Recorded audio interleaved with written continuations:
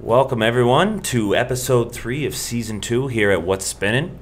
You're joined with your regular old hosts, Mitch and Brett on the 45 Drive side, and we've got some wonderful special guests to join this week.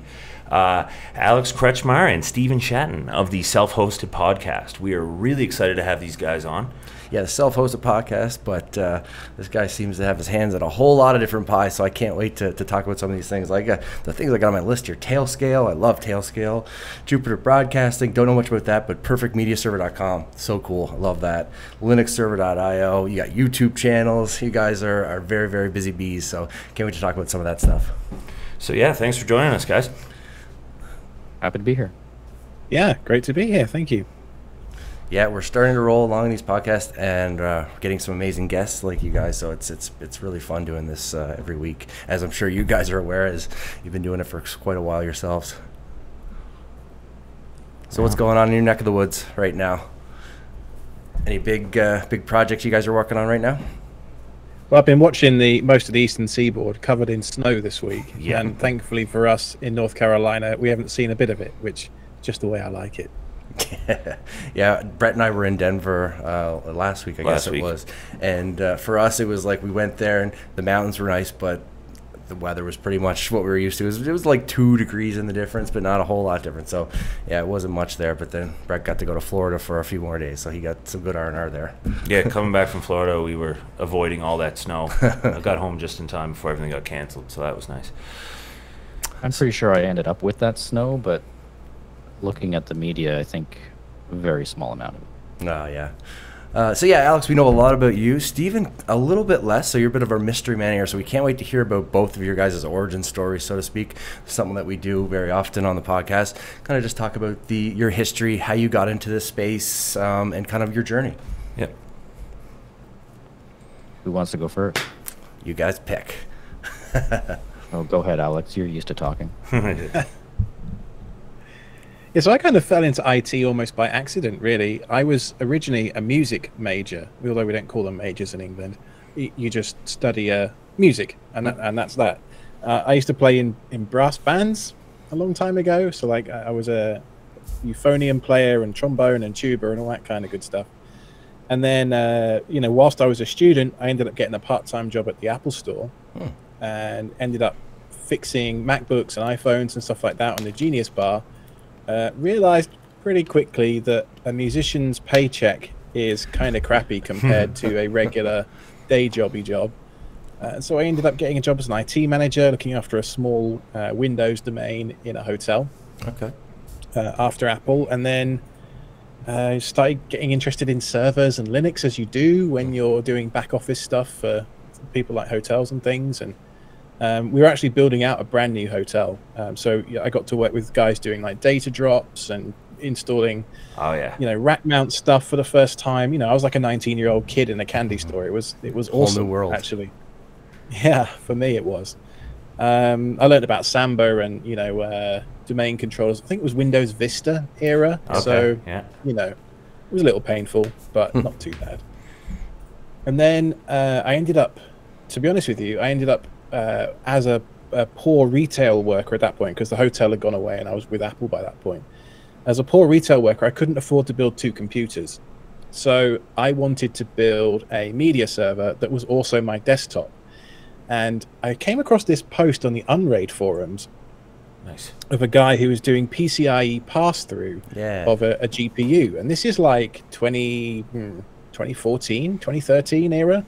So it was not simple back then. You had to recompile kernels and have specific CPU extensions right the way down to a specific version of the BIOS on your motherboard sometimes. And I learned so much about Linux in that sort of 6 months trying to build this one box to rule them all. I actually ended up doing a computer science master's, learning all about, how to become a bit of a developer and a sort of sysadmin type situation I was just all in on Linux at that point. And that was when I discovered Jupiter Broadcasting as a listener. And I was like, oh, there are other people like me too that like this Linux thing. It's pretty cool. That's awesome. So yeah, then after my masters, I went and did a DevOps job for a few years. Well, no, I forgot one. I was a developer for a year at a startup that went bust. Then I got a job at a bank in London doing DevOps stuff, building out like Kubernetes clusters and all that kind of interesting stuff, cloud migrations, etc., etc.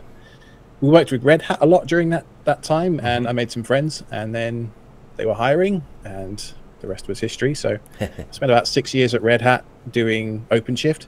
Okay, cool. And then recently, last year, I moved to Tailscale, where I'm the head of developer relations now. Very cool. Tailscale is such a cool project. That's awesome. Man, you've got a storied history. That's a lot of experience, eh? Like that. I think that is what's really, really cool is when you go from all these different organizations and seeing different technologies and the way people do things differently, it gives you such a really cool insight on this world. So that's awesome. What about yourself, Steven? I probably should have gone first. That choice was a mistake, I think, honestly. So where'd I come from? How did I get into this? So I suppose way back when, before having jobs and whatnot, friends and I used to have just LAN parties where we'd all get together in basements. And I just kind of ended up being the guy that did all the technical support. So, how do we connect all these things together? How do we do all these things? And back then, we didn't have switches. We had hubs. Yeah. And you had packet collisions and everything else, but those went away, and that's a better world now. But very much it just kind of stuck with me, and I just kept going with it. Eventually, I ended up with a small job at a local computer store, just fixing local people's machines and whatnot that came through the door. Eventually, I went to college for this. I actually ended up getting a job for tech support at that college for about a year. And then after that, I went to work for a newspaper conglomerate that owned all of the local papers throughout most of Ontario. And so I would travel around managing all those systems and the servers and whatnot, all the storage for all the ad building and whatnot. From there, I went to work for government, and I ended up getting really into just the enterprise level stuff. So large storage networks and SANs from a couple of major vendors, and then of course building out a data center with a whole lot of blade infrastructure, and of course all the networking that goes along with that, all the UPS, really everything that encompasses a data center. So that was Alex was doing a lot of stuff. I did that for a long time. And, life has brought me down to testing out some less enterprise stuff. So that's really what brought me into the whole self-hosted stuff and the more of the home lab. So home lab for me wasn't called home lab back in the day. It was just grab a couple of old Dell servers that were either off leased or the company was getting rid of just to learn VMware stuff and whatnot, right? So then everyone on Reddit started calling it a home lab, and so it turned into different things. But more recently, everything is running on Linux these days. Back when I was doing all that, it was all just Windows Server. For sure. The whole world was Windows Server, right? So just working for government, still Windows. Yeah. I needed a way to learn all this newer stuff like Docker and whatnot. So home lab really became more of a hosting my own services, but in the Linux world, right? And then trying to learn for that. So that's what brings me here today, and that's kind of why I help out Alex on my spare time too. Which very cool. Leaves the question: what brought you guys together to start the self-hosted podcast? Well, I didn't start the self-hosted podcast. I once upon a time helped this guy build out a network at his house. So that was your meet cute? That was the meeting. Yeah, Stephen is basically acting as my pseudo producer these days. He talks to a lot of different sponsors, and if we need to research something for the show, he's a MVP in the background that nobody ever knows about, but he's always doing the good stuff. Yeah, I mean, back in 2019, I was just a lowly listener of Jupiter Broadcasting back then. I had listened to Chris Fisher, who is the co-host on Self-Hosted, for 5 or 6 years. Like I said, during my master's year, I discovered JB.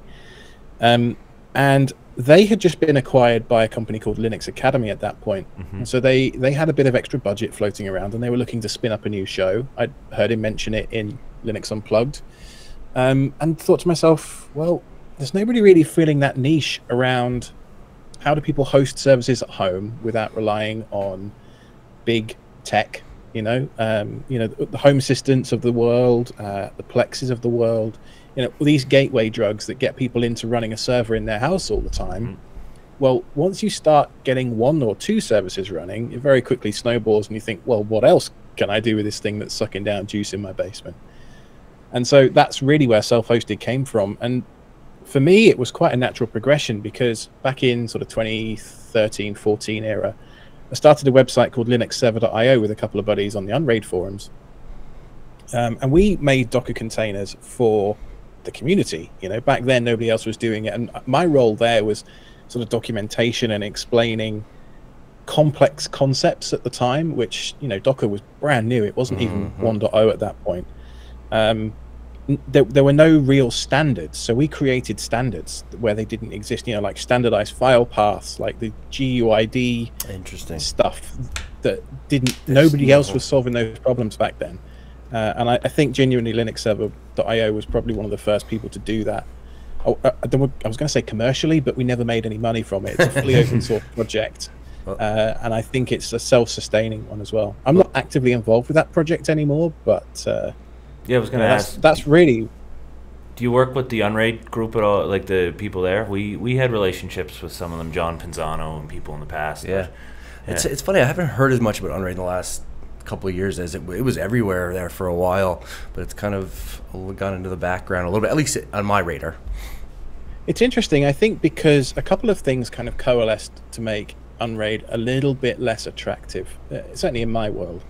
One is it's got training wheels on it, so you install Unraid onto a USB stick, and then you have to kind of follow the Unraid way, and if you try and stray from that path, well, good luck to you.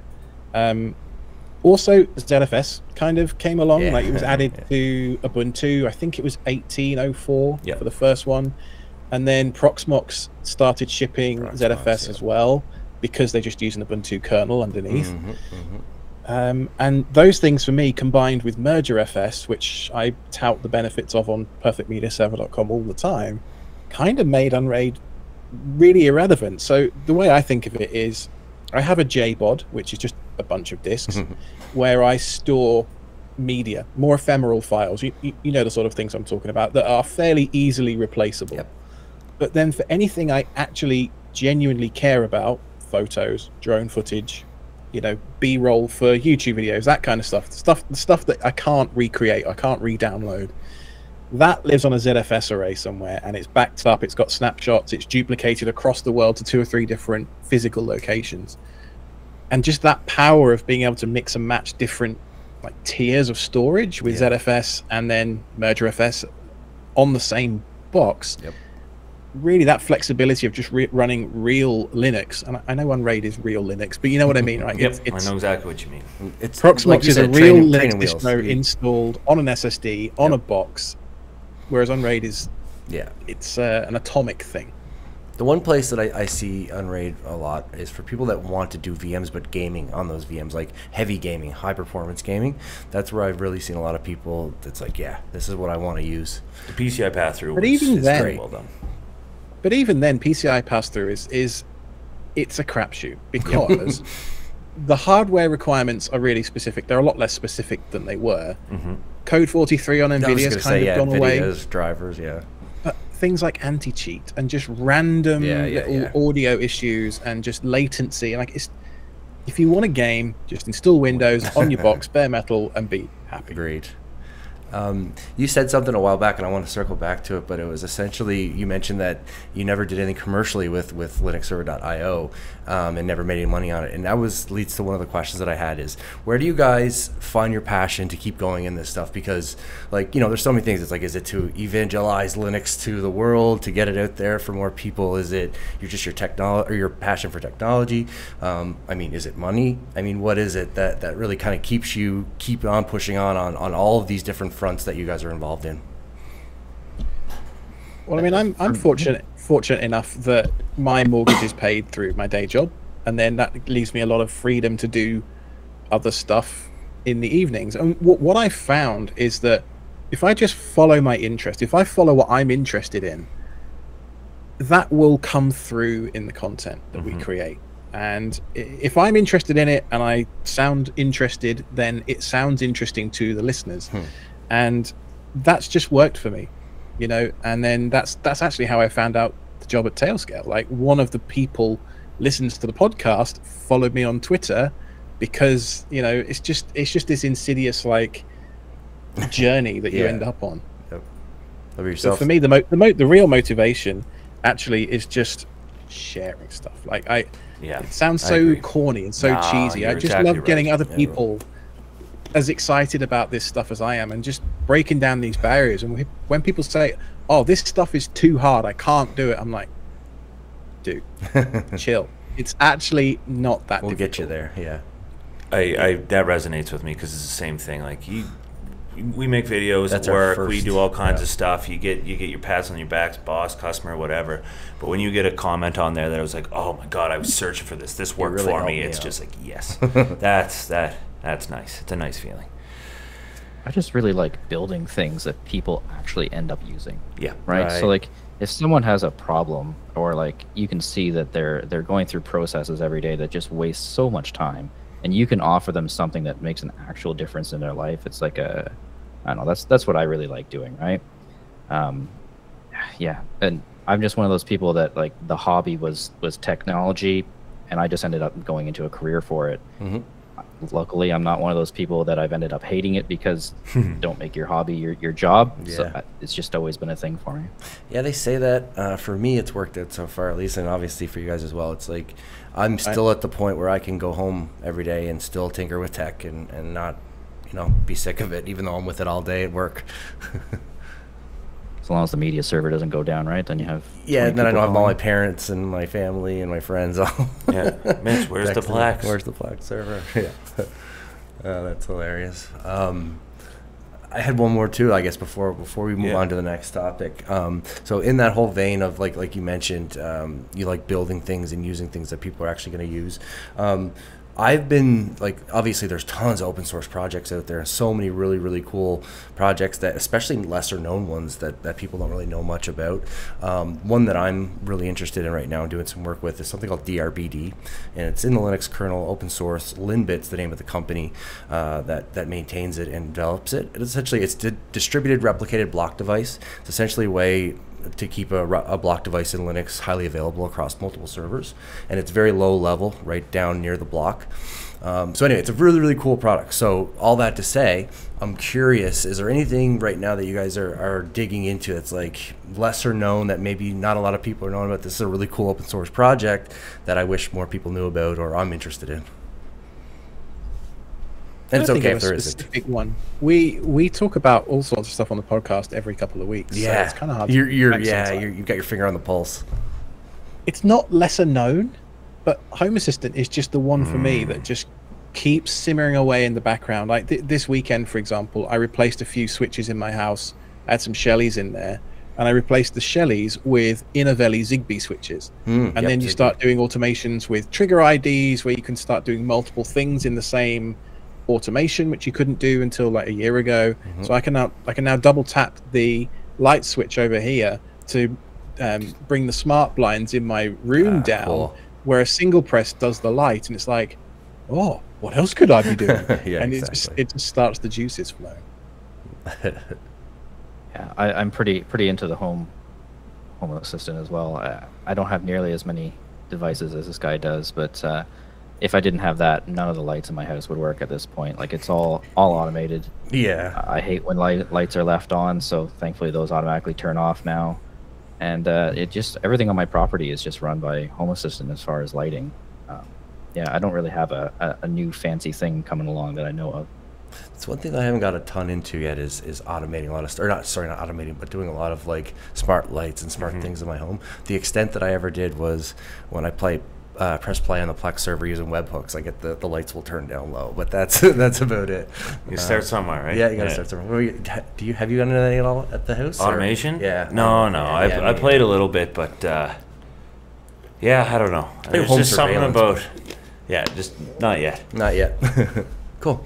When I moved into this house that I'm at now, the lighting at the front of the house was on 2 separate circuits, and I had no way of easily making both of those just come on at the same time. So often I would just have one light that was just at the door, but then the nice lights along the driveway and whatnot would be just off, right? So nothing looked nice from the road. Yeah. And and I didn't have a good way of just lighting everything up automatically at once, right? So by using Home Assistant and putting in a couple of smart switches, I could then combine those to work at the same time. But you didn't have to get an electrician to come in and actually physically rewire the house, right? Like, it was a fairly low cost thing to do compared to having someone come in and go through your walls and rewire things, right? Yeah, exactly. And a lot less, I guess, destruction and work. Yeah. Cool. Moving on to I just want to talk about the podcast. Your massively successful podcast. You've got more than 114 episodes. I was now. on one. Mitch, you were on one, yeah. Yeah, you were. One thing that's really fun to talk about is that transient period when you get started, because I don't know, everyone's kind of got their ideas and you get excited, you want to go, but I was hoping that you could share some of the kind of obstacles you bumped into at first, and when did you kind of know you're like, okay, we got our lane here, this is working. Was it a slow ramp, or you guys kind of hit your audience right away? Yeah. It's a weird question, because I ended up riding the coattails of Chris and his decade of Linux content beforehand. So our first episode had 10,000 downloads in 90 days. Oh, wow. First episode. Wow. So I mean, we hit the ground running, and then from there it's just gone up from there. Every episode steadily we're just growing, and what's really interesting is we get lots of people saying, hey, I just found you guys, I've been binging the back catalogue, and like you say, there's 115 114 episodes to go through. So it always surprises me just how many people are willing to sit and listen to me chat about stuff. I'm just a dude. Like, I'm not anybody famous or anything like that, and I don't want to be. It's just, I'm just a dude, and it's kind of humbling, really. If you filled a room with 10,000 people and I was sat talking to this microphone to 10,000 people, I'd be nervous as hell. But because it's just the 3 or 4 of us, it doesn't feel that way. Right. I always felt the same way. Like, I'll talk to a camera all day. Yeah. But yeah, you stick me in front of a room, it's like, But did you, when you kind of like came out that first episode, were you like, all right, have you changed your kind of flow of it at all as you've gone? Have you kind of like watched the numbers and let that kind of dictate what people liked and didn't like, or do you really just kind of just be you and for lack of a better word, wing it? Like we do. I think it speaks. No, we don't. It speaks to what I said earlier. If you just follow your interests. Yeah. And if you're interested in the content, then exactly, maintain that authentic voice. And in my day job at Tailscale, as part of the developer relations role, that's the same mantra that I follow there. It's you've got to maintain an authentic voice. If you're just putting buzzwords in and just covering topics just because you feel like you should, you're just chasing the algorithm. You're just chasing this amorphous thing that who knows whether it's going to be successful or not. And there's been this glut lately on YouTube in particular of some of the bigger creators, quitting.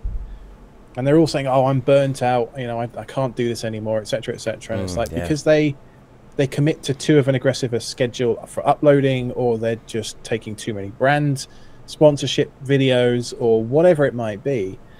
We don't really do any of that. Yes, I know we've worked with you guys for some sponsorship in the last few months. We have anywhere from 1 to 3 sponsors in a sort of 30 to 60 minute show, give or take.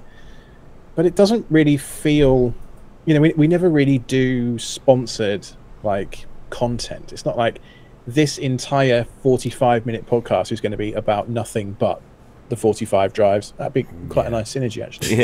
45 minutes of 45 drives. But Yeah, I could guess Yeah, that it's would be just- exhausting, where it's not what you want to be doing here. Just, I'm doing it to pay the bills, and then it's not my passion.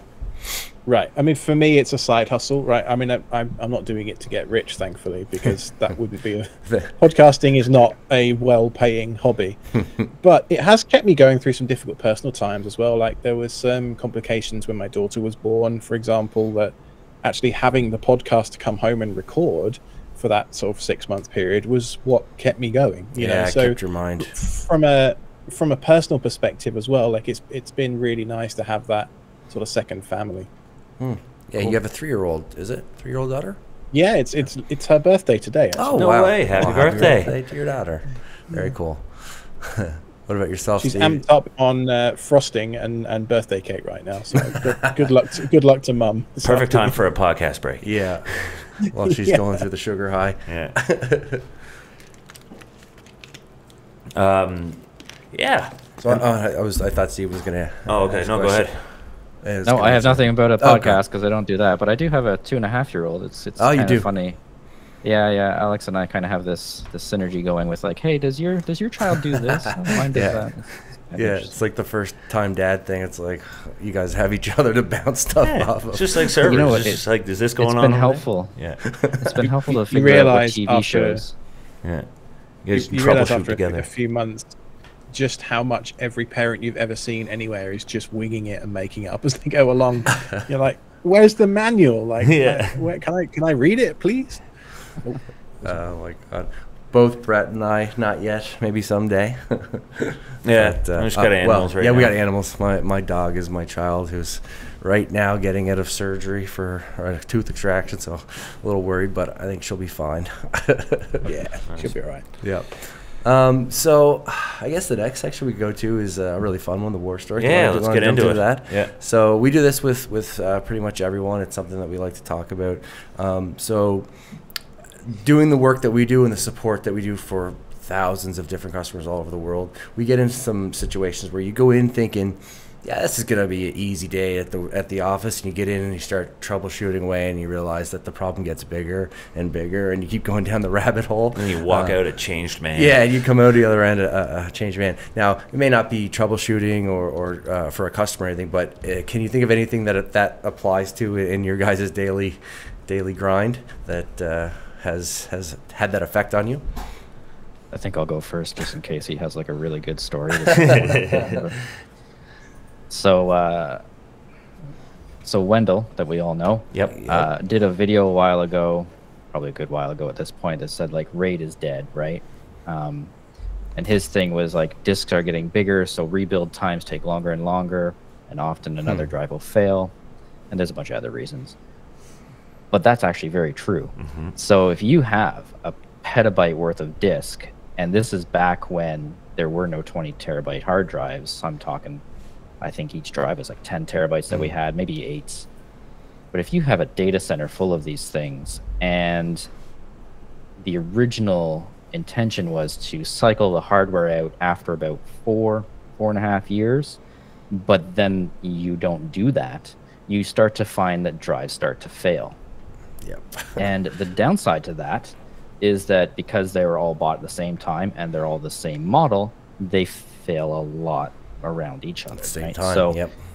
in a SAN, you end up having multiple RAID arrays working kind of all as one, depending on the product that you have, Sure. of course. Yep. But you figure out your redundancy per each slice, and it could be that you sacrifice 2 disks, you sacrificed 1, whatever the budget was. Of course, you guys know.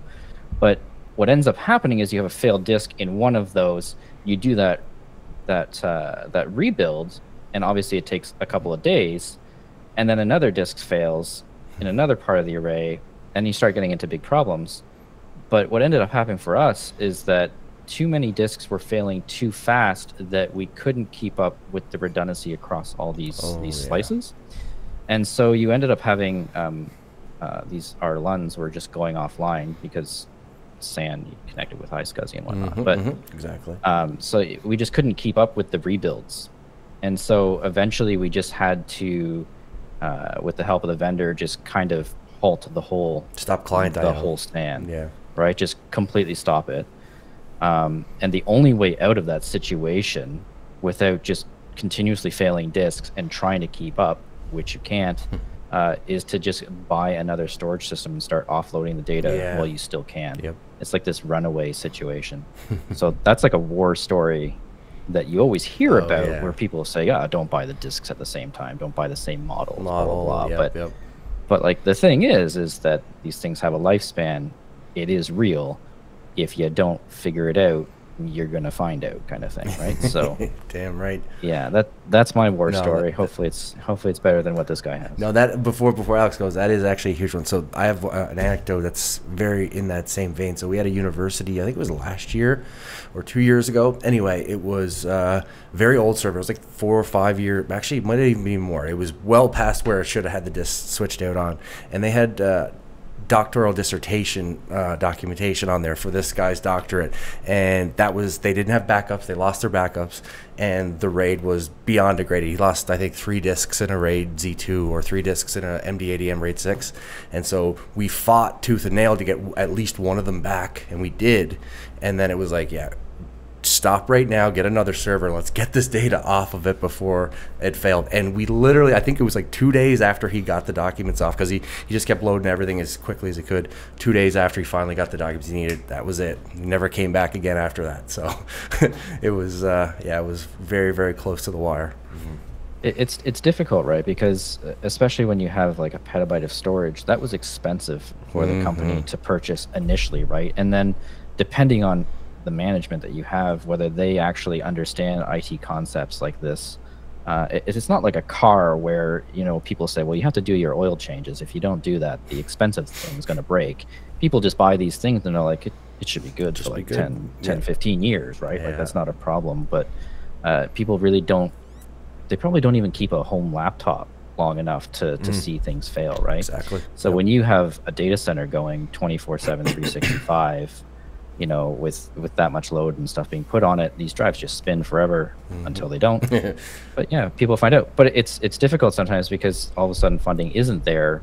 But what are you going to do? Just ignore the thing that cost you so much to begin with? Well, what's the cost of the data that's now on there? Exactly. It just snowballs into a difficult thing. Nope, that was a great one. Awesome. Thank you for sharing. Mine is data related too. It's just a side note before I get into the war story. I often get a lot of flack from people because I have sort of like 10 to 12 drives in my home server, and I typically every Black Friday buy a pair of drives, which means that every year basically every 5 or 6 years I've completely recycled and replaced what's in the primary server. And I do 2 drives each autumn, so that there's never, you know, I'm never going to be in Stephen's situation of all 10 have all got the same firmware bug all on the same day or something like that, you know, because that stuff happens. But my story actually goes back a very, very long time. It's not an enterprise story, I'm afraid, but it is. It was one of the things that sort of shaped my outlook on how I handle irreplaceable data. So back on the Genius Bar, this was, I don't know, 2010, 11, 12 era, a long time ago. There was a lady came to me for a Genius Bar appointment with her MacBook, and she was a photographer. She'd been shooting some weddings and stuff like that. And we've all heard a spinning hard drive clicking, right? I held the MacBook up to my ear and it's going click, click, click, click. And I'm like, within 3 seconds of the appointment starting, I'm like, yep, hard drive's toast, needs a new hard drive.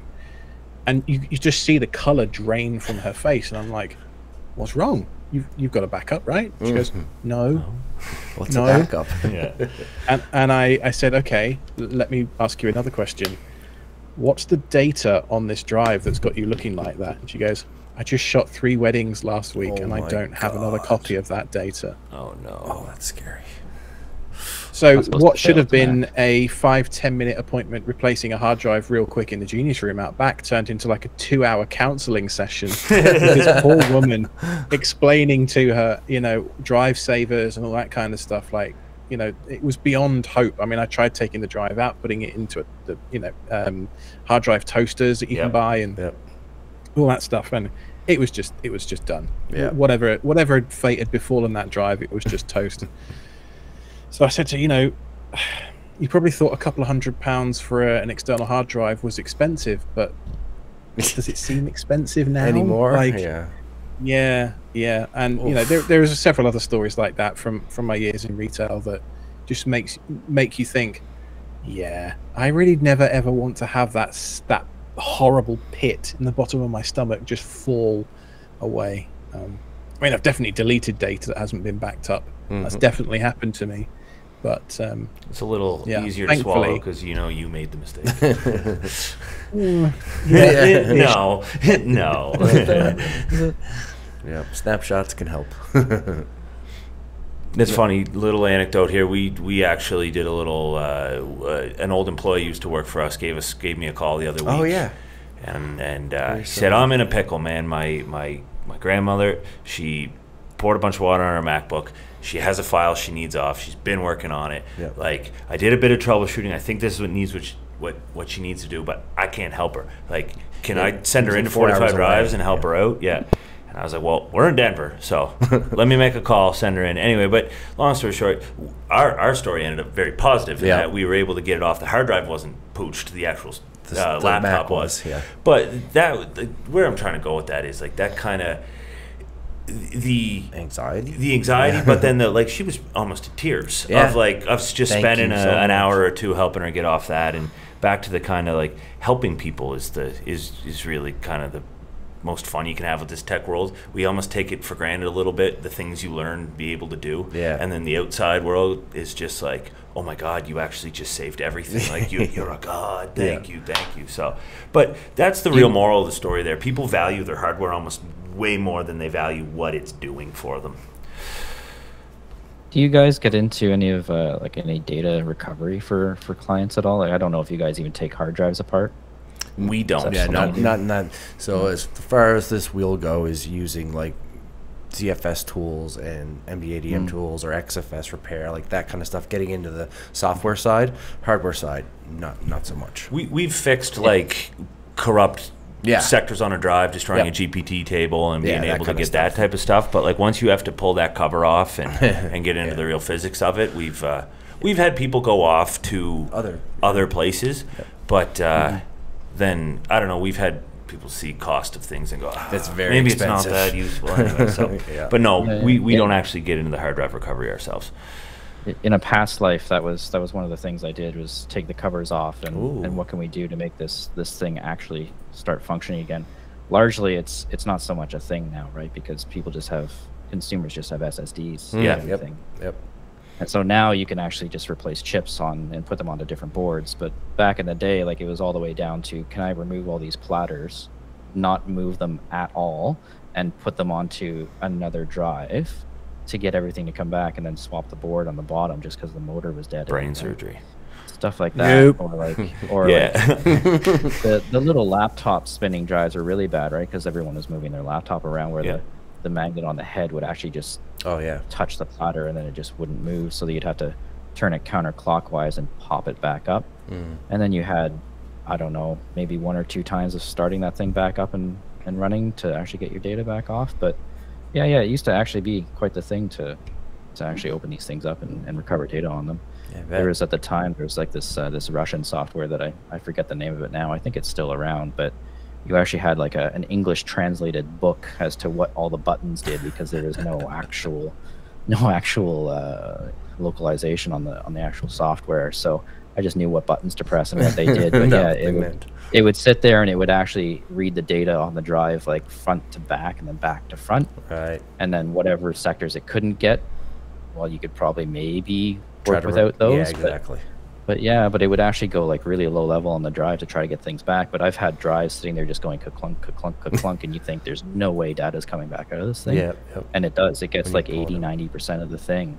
It was just like one of the drives in a little certain sector area. It just wouldn't read. But yeah, that's largely gone away now. But I think obviously you can still get Western Digital and whatnot to do this sort of thing for you. But yeah, like I don't remember the last time I saw a new laptop with a spinner in it.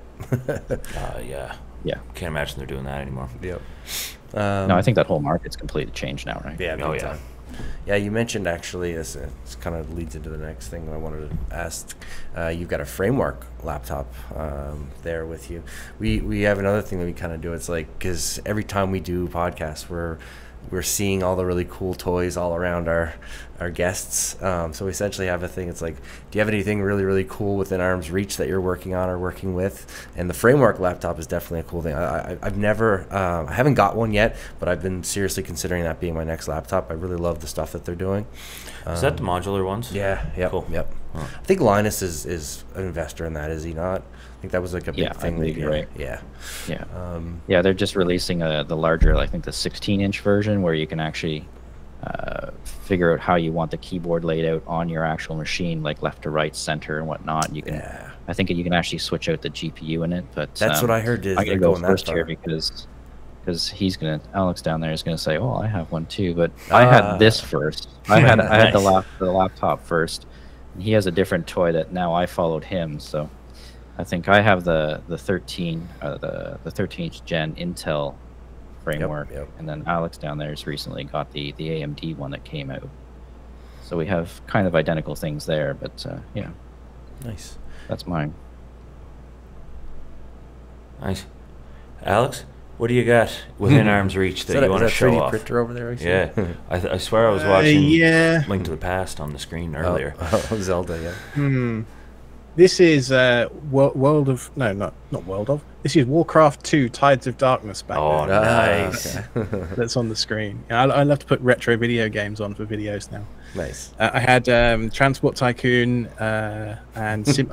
I actually had, it's in the other room unfortunately, but I actually had a boxed copy I bought for $7 on eBay of SimCity 4 arrive yesterday. Remember that game? Our producer's I pumping do. his fist. Yeah, I do. Oh yeah, Yeah, that was a good one. SimCity 4. That was the one. But within arm's reach. I mean, it's kind of boring about an Apple TV because I made a video about that for Tailscale yesterday. Oh, did you? Cool. I've got a 10 gig switch over here. Is that cool? Does that pass the absolutely, nerd it's test? cool. Okay, cool. What kind of switch you got there? Yeah, it's the Ubiquiti 10 Nice. gig aggregation, which Stephen helped me sort out early last year. Ubiquiti makes But a in cool terms kit. of, they do. But in terms of like actual nerd grade projects, this arrived in the mail this morning. This is the Everything Presence 1. Okay. So I was talking about how Home Assistant is just that low level being interesting thing. This is what's called a millimeter wave presence detection sensor. So it has, okay. like the floodlights on the front of your house have those PIR sensors that are kind of okay-ish as long as you move, in the a range. body's width. Yep. Right. This can apparently detect me breathing. No way. Like if I'm sat on the couch, it will be able to detect at a 3, 4, 5 meter range. It will Yep. be able to detect me breathing. So I don't know if I believe that, but everybody on YouTube tells me it's true. So Exactly. I saw them bought on one. Linus a while back. They're interesting. He put them in his new house. So Do they know that's like what I dog, got not here. dog too? I'm pretty Silicon sure that's one of Valley's the one of things my they do, favorite right? They shows. probably do. Yeah, Yeah. Hot dog, not hot dog. No, but Hot dog, no hot dog. I was pretty sure that they know the difference between an actual person and like a pet as well. Maybe. It's wild. I don't know how they would. But maybe. But maybe. Well, it sounds like a fun experiment. Yeah. Hot dog, no hot dog. Great reference. Awesome. Actually, that you referenced the Silicon Valley thing there. I can't help bringing this up. One of the fun things we do at here at 45 Drives is because our parent company, Protocase, is a mass custom sheet metal manufacturer. We do have the ability to put custom faceplates and logos on our server. So a lot of people will take advantage of that, but we've seen some pretty cool ones over the years. yeah. But to relation of the Silicon Valley, we've had someone get the Gavin Belson edition with his nice signature, if you know what I'm talking about. Yeah. Yeah. Yes, I do. That one was fun to see. Yeah. Yeah. Great. Yes, sir. Well, this was awesome, guys. I think we're coming up at the top of the hour here. Really appreciate you guys coming in. Is there anything else you wanted to? Yeah, it's Home Lab. Oh, yeah, we didn't even touch Yeah, on man. Home Lab We yet. got all Damn. Javis in there. Yeah, of course. Are you in marketing, Mitch? Because that's a pretty big miss, right? No, You I'm think not. about your own No, product. I'm definitely not. So we're good. I'll No, get a slap afterwards, though. Yeah. So, no, you guys did some talking about it, and you shared a lot of good stuff, and we appreciate all the coverage you did. We were happy to share this out with everyone, but we just kind of want to ask about, future plans of content of using the HL15, or where you're going to find use for that in your home lab or your production or facility or anything. What's your plans? It's super interesting for me. So you guys were kind enough to send me the HL15 full build. So the 6-core Xeon that's in there, the Super Micro, is it X11 motherboard, I think? Yep. SPH. Yes, sir. Exactly, that's the one. And two 10 gig SFP plus NICs in there. Brr. So this thing has the potential to go super duper fast. So I'm big into media servers. You may or may not have guessed by now. And so one of my things is QuickSync. Are you familiar with Intel QuickSync? Yeah, Intel QuickSync. Yeah, okay. And just how much of an absolute killer it is on energy efficiency per frame encoded, right? So you can do just on like an i5-8500, you can do like 4K transcodes at once for like 10-15 watts or something stupid. Right, exactly. It's actually kind of nutty. It is. So one of the things I want to do with the HL15, and one of Stephen's buddies has one, it hasn't arrived quite yet, is the Arc Pro. So the Intel discrete GPUs. I want to throw that. Yeah, I want to throw that in the HL15 and see just how far I can push it, and maybe do some is it GVTG or SRIOV stuff with the Arc graphics card, and see if I can do like a Blue Iris VM and maybe a Plex VM or a Jellyfin VM, or like I don't know what's possible really, but the Arc cards really have me quite excited. Yeah, really, really cool. Yeah, I've got so my Plex server, I actually used my old gaming CPU, so it's a 9900K, but it's a KF, so it doesn't have the integrated GPU. So yeah, I know, right? So like even when I'm not using hardware acceleration on it, it's got a GTX 1080 in it, so at least it does do, you know, the NVENC encoder. But yeah, when the CPU gets hit, man, you see that thing spike like crazy because there's no QuickSync. Yep. Time for an upgrade. Yeah, time for an upgrade. Yeah, I also want to do some performance testing as well. Like I do a lot of video editing these days, so I want to throw some SSDs in that box and do video editing over the network for the first time. Like that was the idea when I went 10 gig last year, was to be able to sit in my bonus room up here and edit off the NAS, which is in the basement, you know, 100 feet away as the cable flies, and actually do that. And at the moment, my main server's slots are full up. I don't have enough PCIe lanes to do it proper NVMe like redundantly, and the Xeon that you guys ship, it's fine. I could definitely use one with a bit more horsepower if I'm honest, but I might go the Epic route. I know that Stephen just Genoa. Am I dropping too much there, Stephen? Oh, I can see it. I can see it, yeah. I don't know if you guys saw, but I actually threw up a performance challenge up on our home lab forum. It was one of my videos on my home lab videos where I did SMB multi-channel with 15 hard drives. I think I got like 1.8 gigabytes a second read and write to a client, and essentially threw up a performance challenge onto the forum to say, hey, anyone with a HL15 out there here, go to town. We have like a trophy ready to go for anyone that wants to take up the gauntlet and try to beat me, all kinds of stuff. So if you find any interest at all in that, he'll just win. I mean, that's just easy. I mean, like you're gonna get some NVMe, some YouTubes. There's rules. You'll have to read the forum. There's rules. Okay. I was gonna say like a huge network adapter in that thing. I'm sure we could get something out of it. Yep. No, but yeah, a little plug for that. It was fun. Nice. But that, like you mentioned about the Xeon, it's fine. Yeah, it's good for 15 hard drives. And the real point of the home lab is it's a platform for you to take it and do whatever your wildest dreams. Which is why we have the bare bones. Yeah, the bare bones, and even if you get that full build, it's fast. You got some good sequential numbers out of it. But if you want to do a bunch of stuff with it, yeah, maybe you need some more cores. Especially VMs, yeah. But that main point with the home lab is a good base, good base with some screws in it. You can take it apart and put it back together as many times as you want. Yes, sir. Yeah. There's one thing you absolutely cannot complain about with the HL15, and that is the build quality. I think I said that in my review on the video that I made. It's just built like an absolute tank. It reminds me of the early days of Fractal cases, where they actually used properly thick steel when you couldn't just bend it by looking at it, you know. So, yeah, build quality. This thing is going to be in my rack it's probably going to outlive me, if I'm honest. Yeah. Yeah, I've had my Stornator for about 4 years in my rack now. Maybe I'll get a home lab underneath it one day. Yeah. HL15. I had you guys build me one with a 6230R. Yeah. Right. 26 cores, I think, right? Yeah. Yeah, something along those lines. Yep. And so I've been fiddling with it lately. But I purchased one of the latest Gen, I guess, 5, I don't know, Asus NVMe cards that has the 4 slots for the heck NVMe. yes. Yep. Yeah, except so that you have the line of fans inside the machine. Mm-hmm. And so the card is just long enough that I have to remove that line of fans, and I have to actually remove one fan. And I'm thinking I might be able to get a thin line fan and still fit it, but I have to remove one fan to make that all fit. So that was kind of an interesting thing. I thought for certain that it wouldn't be that long, but I guess must be a really long card. Yeah, I've only ever seen it's GPUs. like the length of a 4090 kind of thing, or Oh, darn. 4080. It's long. But I had a previous generation; it wasn't that long, so I don't really understand why they made it that way. But yeah, it was quite the trick when I was having to move the whole thing out and then like slide the card in.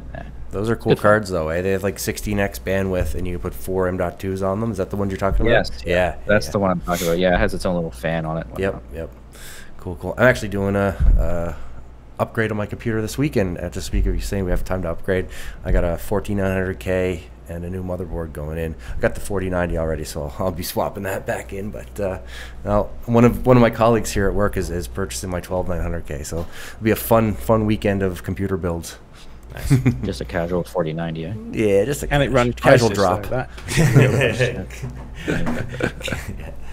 At No, 16K. nothing. No, yeah. Well, Awesome. Cool. As we transition into the end here, I did want to kind of talk about your guys' personal interests outside of podcasting. I know, Alex, we know some things about you. I know you're a drummer, and we talked a little bit before. You got a nice V-Dove Golf. You like to rip around the track. And Steve has a Raptor, remember? And I know. I was getting there. But we just wanted to mention that again. yeah. But yeah, no, just a little bit about your personal interests outside of tech, home lab, and all that. Yeah, if you want to follow me at blog.ktz.me, I tend to write, not as often as I perhaps should, but just little updates about what I'm up to. My big thing in the last year or so is I got into taking my little Volkswagen Golf around the racetrack. Oh, okay. Virginia International Raceway is only an hour and a half north of where I live. And so I've been there a few times, so I learned how to change brakes and, tires and all sorts of other stuff. I mean, I've upgraded an intercooler now. I didn't even know that was a thing you could do a year ago. So there you go. That's cool. Is it like a Golf? I don't know. I can't put my finger on it. How fast is it? Like, can you get that thing going faster on that track or what? Yeah.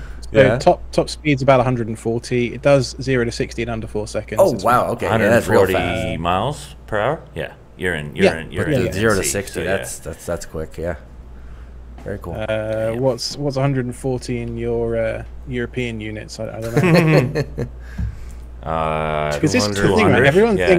Everyone thinks that the British use kilometers, but we don't. We use miles per hour on the road. I really didn't know that. That's hilarious. One of the us Canadians, we are mutts in terms of how we measure things. You are. Our mix of units are ridiculous. Yeah.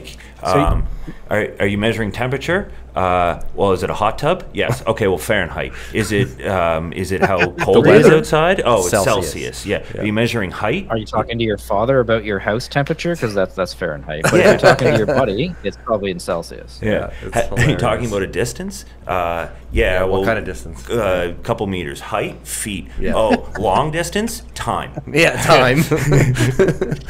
And if you want to go to the hardware store and buy some lumber, it's a 2x4, right? Exactly. Yeah. So we're multi-unit lingual. Yeah.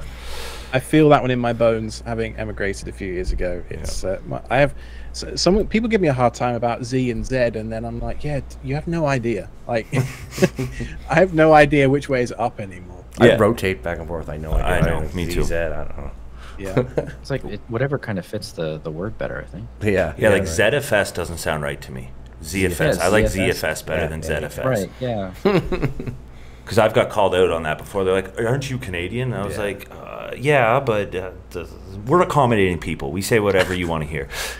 We get called out here, well, me especially, but I'm sure you too as well.